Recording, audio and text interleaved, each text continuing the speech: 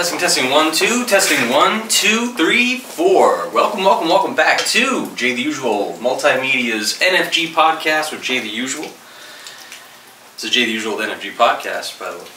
Fuckers and fuckheads, I do salute you. Did you think I forgot?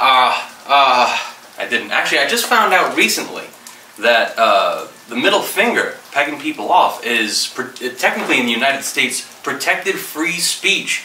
That's right. Which means that you can peg off literally anybody, and they literally legally can't do anything about it. Of course, that doesn't stop them from doing anything anyway. You can piss people off. People do psychotic things. But I'm just saying, it's very interesting information. So, what we've got here today is unofficial, what would look like sponsorship from Northeast Alternatives. Today they gave us, it wasn't today that it happened, several days ago, but today we're going to be showing this sweater off during the podcast. We also have the Terp Twerps podcast coming up where we show off things like this. But I actually won this sweater just for going there and picking up some cannabis. We ended up picking up a strain they have called Grease Monkey. I believe they have it relatively regularly, so almost all the time. But that still remains to be seen. I don't have any official sponsorship or connection with them yet, but this was a really cool sweater. I wanted to thank them for it, and we'll be posting this video soon. So, I think it was only like a week and a half ago that we ended up going there, picking up some cannabis, and they had a random wheel that you spin, and they're like, oh, here's some free stuff. And it was funny, right before I had won this, there was a older person that was in there. I don't want to really guess their age, but they were much older, gray hair, that sort of thing. And they got an ice cream, and you should have seen the joy on this person's face. You know, it was almost like bringing them back to their childhood, and they're like, oh my god, yeah. So that amused me.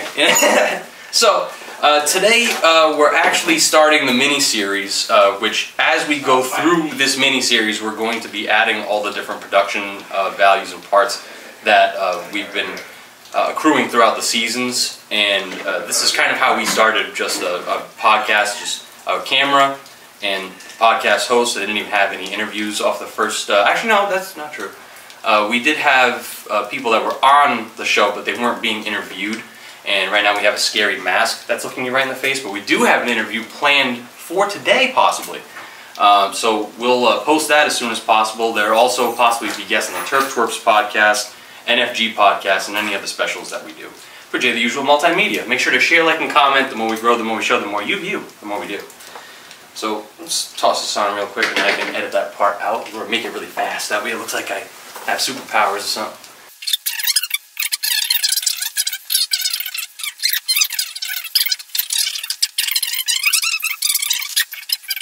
Speaking of people that are full of themselves, it's time for the mini-series that everyone's been waiting for about the attempted Trump shooting, assassination, whatever would have you. You know, I don't think he was just target practicing and was like, holy shit, there's a rally, oops.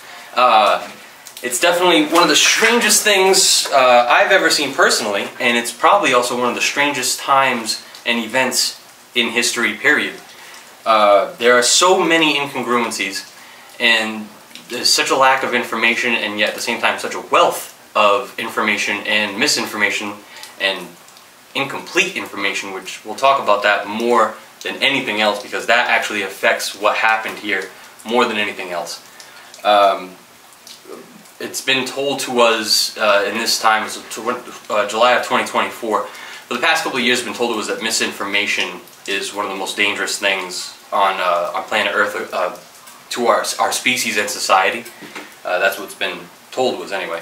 And it seems that more so, terrible things are happening and we're given incomplete information and being treated as if that information is complete and we should just accept it as is. Now, that's not misinformation, that's just incomplete information.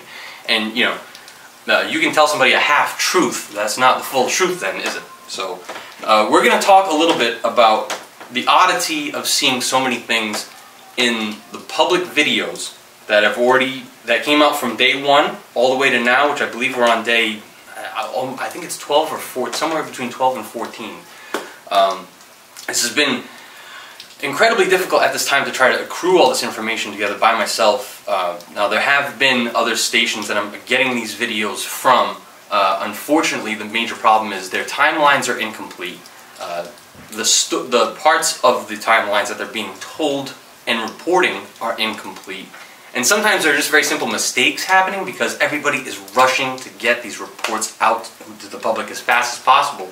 Because I think, excuse me, edit this out. Unless Coca-Cola wants a sponsorship, full throttle. Yeah. So the incomplete stories and narratives that people are receiving are really mixing up what's happening, but I feel like everybody senses that it's so important to get the story out to the public and get it out quickly before the story is buried.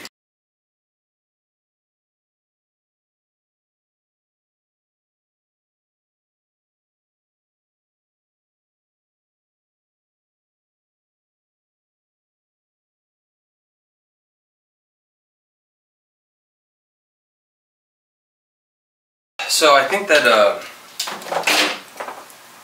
it's important for us to discuss exactly what happened and why, especially if these people are supposed to be the best of the best in the world and protecting the most important people in the world, or at least that's what we've been led to believe in. So we have all the information that I've been able to accrue, and there's far more information than what we're going to be showing in this episode. So basically, if you have a report, and this is where everything gets funky right away, the very first report of this Crooks character, I won't even call him a person really, because there's a lot to this. We'll continue to go through the details here. So Crooks arrives on a bike, okay, about an hour to an hour and a half before the rally begins. At least that's what the first reports are that I received. And he's not listed as suspicious until he's seen by, it looks like local law enforcement, not on his way coming towards the rally or anything like that. I believe it's when he's first reached the security line that's 200 to 300 meters away from the rally standpoint where the podium is. Where they, I believe they had magnetometers, which I find strange that that's the only, I mean, I wonder if they're patting down people as well and stuff like that, because there are composites and 3D printed weapons nowadays. And these can be made of plastic. So, I mean, this is an interesting point that he also had a backpack and bike, which they instantaneously said across the board, and this is all intelligence agency, police, everything that were there, that these would be listed as suspicious objects and would make the person who had them be listed as suspicious, and they wouldn't necessarily arrest this particular person or try to kill them just for having a backpack or a bike, but they would maybe have somebody go and speak with them, but they kept alluding to the fact that they kept alluding to what they call fact that this person disappeared. Like in magic or something, and they said that he did this a total of, I believe it was 3 times when he was spotted. In this situation, he was spotted with these things. Later on, he was spotted again with a. We'll get back to the name of that thing, and I probably have it written down somewhere as well. But he had what looks like a pair of binoculars, but it actually helps snipers and golfers, oddly enough, which is a weird coincidence and kind of, I wouldn't say funny, but morbidly so, a little bit like tongue-in-cheek. But it allows you to read range and rangefinder. That's what it was. So it allows you to read distance and wind, and this would be specifically used for snipers, golfers, and there's 1 or 2 instances, I think, in like some sort of, I forget, anything that you would require those 2 variables. If you would need them comprehended, that's what that would be used for. So it's so specific and so suspicious in my eyes that you would instantaneously want to speak with this individual, and if you saw him again, you wouldn't just take a picture of him and start asking around. It would have already been out, and there already would have been a picture of this character coming up with two items that are already suspicious, but now you have a third, so at least it's like you should have had people like been warned, like, oh, you got this guy, he's walking around, it's kind of weird, this is what he looks like, even if you didn't have a picture of him. And this is, some of these are our opinion, and I'll let you know which ones are which and what they're actually stating as fact. And as we get more and more in depth in this, I'll get more and more specific. As I said, we'll try to boost production value through this mini-series, episode to episode, as we gain time, followers, and viewers. Unfortunately, we have no budget. We got shadow banned during the pandemic and all that stuff, so be warned, that could definitely happen again. Every time you hit the share button, it's very important that you do. And it's greatly appreciated, and obviously it's not just by me, but by everybody else that's getting this information all together. Now, I have reports that other news sources don't have, like the supposed ATF agent in the gray suit that was asking the general public and police for photos of the dead body of the shooter after he was killed. And then this agent disappeared, but he left cards behind with a number, which led to the ATF office. I believe it was the main office branch, but I'm not exactly sure how the hell you could obfuscate this, but he's either gone or not talking. So, I mean, I don't understand how you can just let that person just disappear into the wind, but law enforcement should be on that right away. Did he fly, did the shooter fly the day of the rally? Yes. I just only recently received that report and verified it. And it appears that he flew, and this is from the chief of the FBI, chief director. I'm not sure exactly how the vernacular goes, but he's the director of the FBI, Chris Wray. This timeline of 3:50 p.m. to 4:15, which gives him at least a good 20 to 25 minute window of flight. He was flying a drone. The type of drone was not stated. But it was stated, and I'm not sure if this was accidental, that there were drones, so multiple drones, one on him and one in his vehicle, or they only saw the one that he used on him while in flight. Well, they didn't see... There's no reports of him being seen flying the drone, but they used some sort of technology, or they utilized the tracking program that he might have used to plan the flight, which you can actually automatically... I am a licensed drone pilot, so I do know how some of this works. You can send a drone up with AI. It's really the easiest way to explain it. There's a lot of other things that go into it, but you can send it up onto a preset path that it will fly and then come and land on an also already picked point. But you're also still simultaneously in control of the drone, so if anything gets in your way, or if you need to change movements or anything like that, you can do that on the fly instantaneously. And this is a regular type of drone feature. This isn't something that's for only in special drones or expensive drones, or something that's like only used by like special forces or anything like that. Almost any drone about 200 to 300 bucks, you could probably use some sort of pre-flight planned path that it can do on its own. So what's odd to me is if he flew the day of, and I don't know if that timeline is correct for that day. I think that might have been the day before the rally. But if that's the day of the rally that he flew that, and there was no blanket warning above the area that would block his drone from actual flight, especially automatic flight, then the feds have some explaining to do, because they control the airspace above that rally.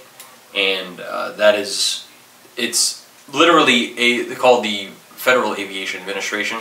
So this is not news to anybody, but unfortunately there aren't a lot of people that understand airspace, especially even over their own houses, which, nowadays you have to worry about things like, unfortunately, and this is not happening overly frequently, but it's not happening less, it's happening more as months and months go by, space junk falling down to Earth and hitting people's houses, and nobody's been killed yet as far as I've heard, but that might be classified depending on what sort of space junk we're talking about. There's a lot of crazy shit going on. But it's important that we talk about it also, that way that information is out there and the public can kind of decide for themselves. And I'm not here to disseminate any classified information. I'm not here to try to ruin the plans of any security forces, and I'm a patriot. I love the United States. I live in it. Been born in it. Been living in it. Been feeding off the fat titty of America for quite some time. You know what I mean? So I'm trying to do this as the only way that I can pay back my country, and I was never able to go into the military, or I'm not disabled, but I'm certainly not going into the Olympics anytime soon to represent for our country. So this is the best that I can do, is tell you the truth about not only what I'm seeing, but what the public isn't noticing about what they're seeing. And sometimes it takes somebody taking a hit of a J and getting a little silly and talking on a podcast and having some back and forth with some people too. And I am willing to have interviews with almost anybody. This is NFG Podcast. We will talk about almost anything.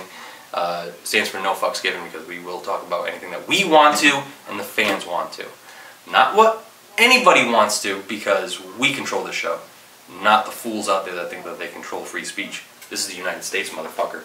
So, shooter is walking perimeter with the wind reading tool 20 minutes before the rally. So that's a timeline for that. From 3:50 to 4 p.m., possibly to 4:10, he flies the perimeter during the rally. Now, that's the report that I received recently, so that might be the most accurate, but we haven't seen the past 48 hours of direct reports, which are more specified reports about the actual details, not just generalities. So that's important to keep in mind. Drone no-fly zones and the Secret Service drone. Now, there was most definitely a Secret Service drone operator, and it was a drone operating in that same airspace that day of that rally at that timeline, 3:50 to 4 p.m. Because in no way, shape, or form is that rally safe if you're not flying that drone at least an hour before that rally occurs.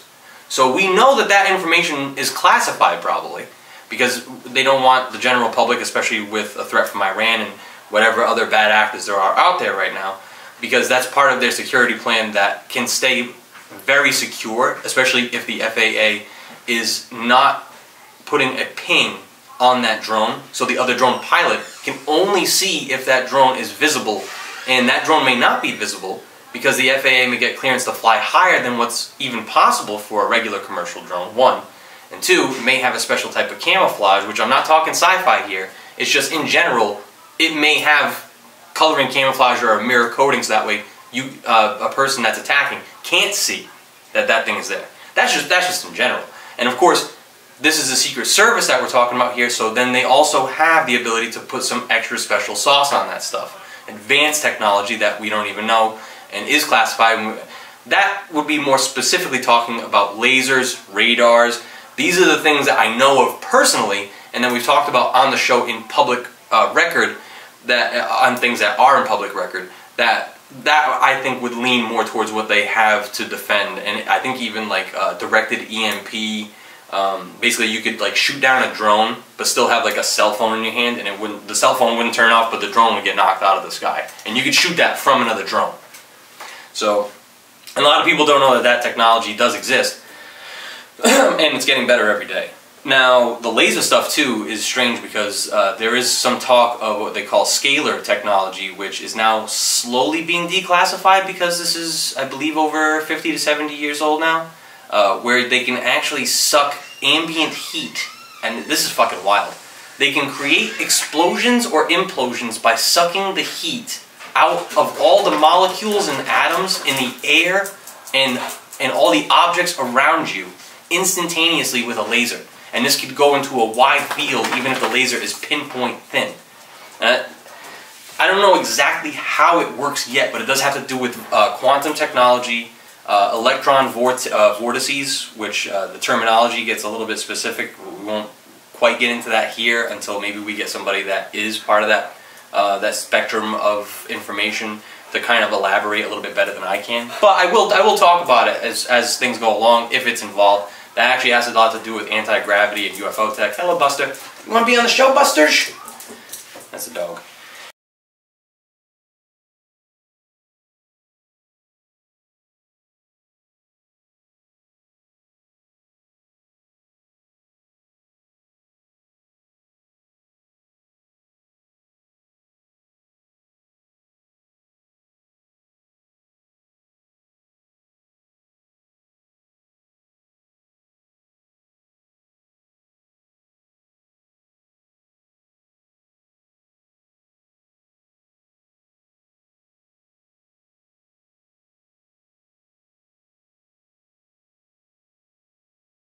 So, we're almost about halfway through the timeline here. So we got the July 6th, 2024 crook searches on Google. So this is prior to the shooting. This is on July 6th, several weeks before.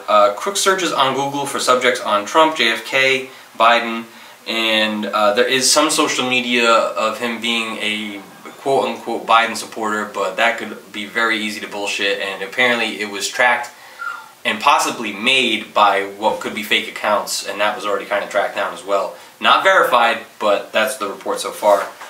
There are also some fake photos, which is really sad, of somebody used AI to put crooks in like girls' clothing and like weird emo shit and things that he never really did, and put it out there, so that may be a CIA, RSB, I think that's the terminology for the Russian CIA, but that could also just be some piece of shit that works with, you know, editing stuff, and it was done in a hack job way, and some people just don't know right away because the AI stuff is so good nowadays, and that's something else we'll talk about too. So there was also the fact that they made it a point to mention specifically in public, right, that, and this is odd, Trump's supporters, and I think even his VP, I think it was him that said it, but I can't verify this, so don't quote me on that. But there were some high-up supporters on the media that were saying that it may have even been the director of the FBI, said that the shooter was watching porn just prior to going to the rally. I shit you not. And I wonder the relevance of that, one. Two, if he's about to die and he can't get pussy, right? What else is he gonna fucking do? That's my thinking, one. But two, why are they specifically, like, saying that, right? But then I instantaneously was thinking back to a video that I had just finished watching about the possible reasons, the motive for the shooter's attempted assassination. And Project 2025 wants to make porn illegal or ban it, or at least limit it. Which I find, it was such a general statement that it instantaneously like clicked in my head, and I was like, oh shit, where have I heard that before? You know what I mean? Because it's such an odd thing too. And we'll touch a little bit more on this whole Project 2025 thing, and this whole Trump saying that if you vote now, to the Christians at the Bitcoin conference, if you vote now, you won't have to vote again. So, I mean, what the fuck does that mean, right? So, there's a lot of different shit going on that is both wild and so blatant and basic, right, and boring that I think the general public's missing out on probably one of the biggest stories ever. So weeks prior, this is where things are going to get really, really crazy with the whole, this guy, this Crooks character might be a spook, he might be a spy, he might be an assassin, like, funded by a government agency, and I'm not talking U.S., could be, I don't know, there might be some shadow agents that have been out there, because remember, there are people receiving threats right now, high up in the UAP UFO community. This is really odd, because nobody really usually gives a shit about crazy people, right? People are making threats to them from inside of black-funded intelligence agencies, and I guess some open intelligence agencies too, making open threats against people for talking about reports that are semi-public about UFO, UAP technology, and some other things that we'll talk about as well. But apparently there are 3 accounts linked to crooks, and I don't know what type of accounts they are, because they've been reported as bank accounts, and they've also been reported as 3 phone numbers that come from 3 different countries.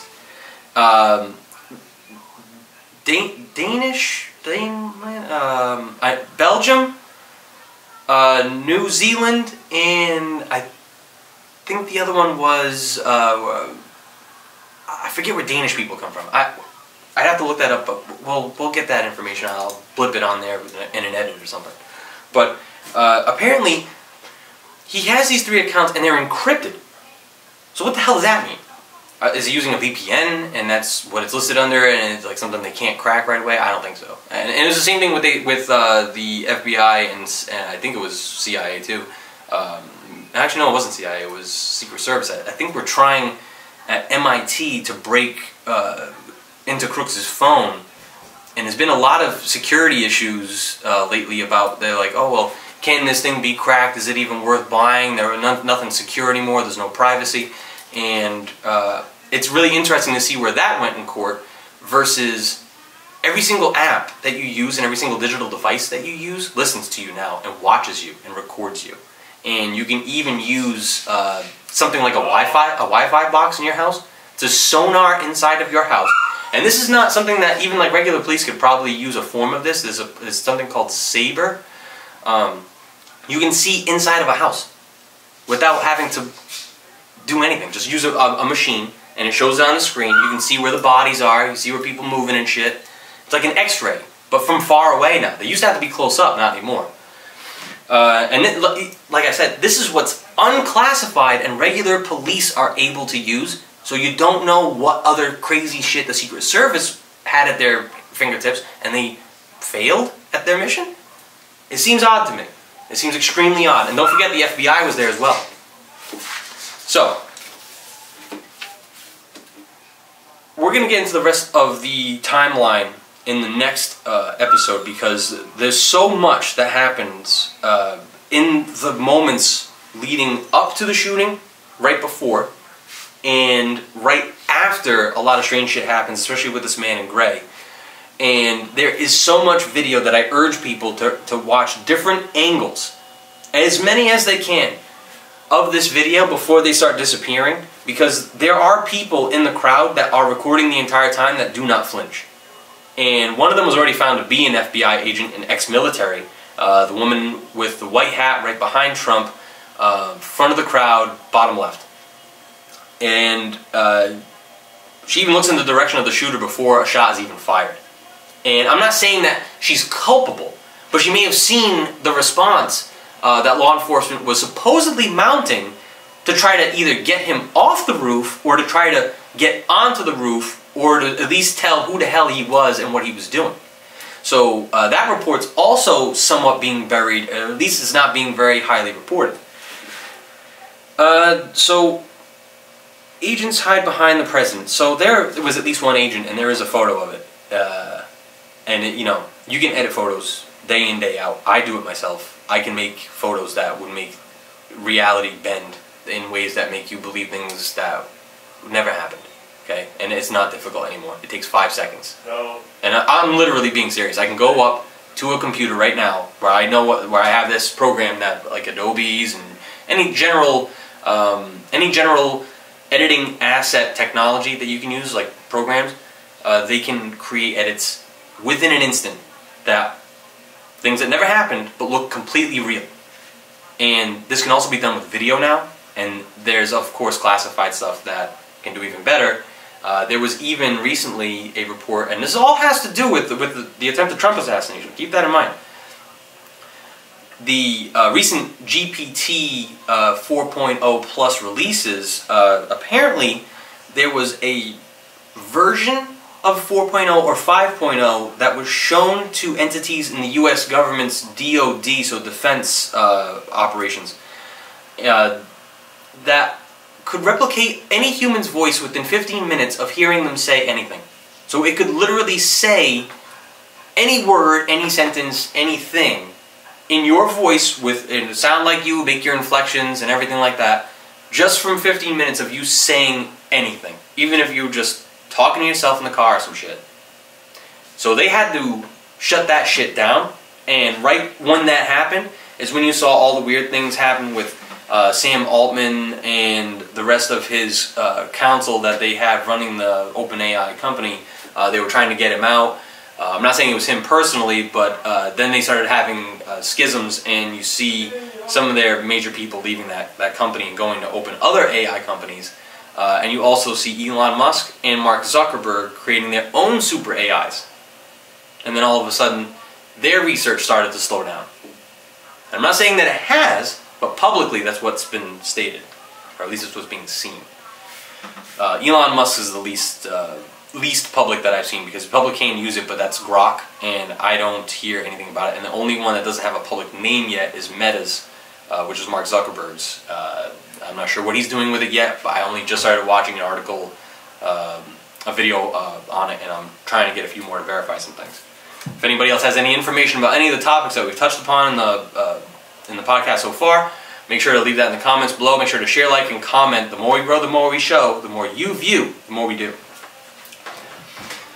So we'll stop now for a quick commercial break, and we'll be right back with the rest of the attempted Trump assassination, code name Squeeze the Florida Orange.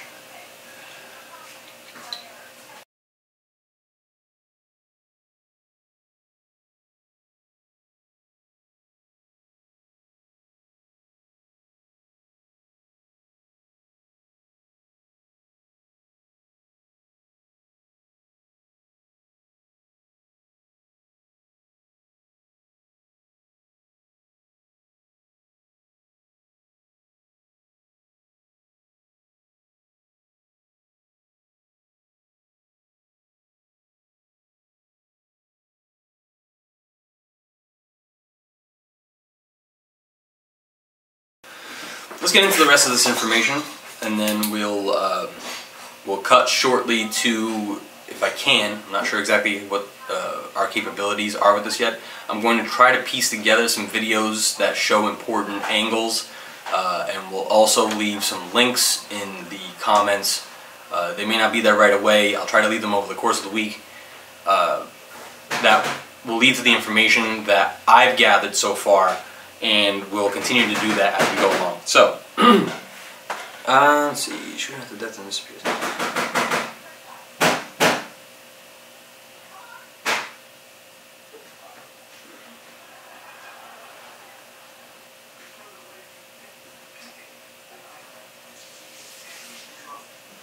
Alright, so between the police and the FBI and the Special Forces and some of the security contract groups that were there, which were supposedly all present at this rally, there is supposed to be one channel that they can all access if some sort of suspicious or emergency level occurrence happens, so that way they can all get that information right away, and then they all have their own separate channels, so that way they can all do their separate tasks individually, just in general. And apparently there was a undisclosed fuck-up of that one total run channel. Apparently there was no communication available on it at the time, even though apparently some of the snipers may have been trying to use that channel to communicate, and of course nobody was receiving any of this. If that is the case, and either way, apparently the strangeness I find of the Secret Service or the police snipers that were inside the building, just behind or adjacent to where the shooter was, he was literally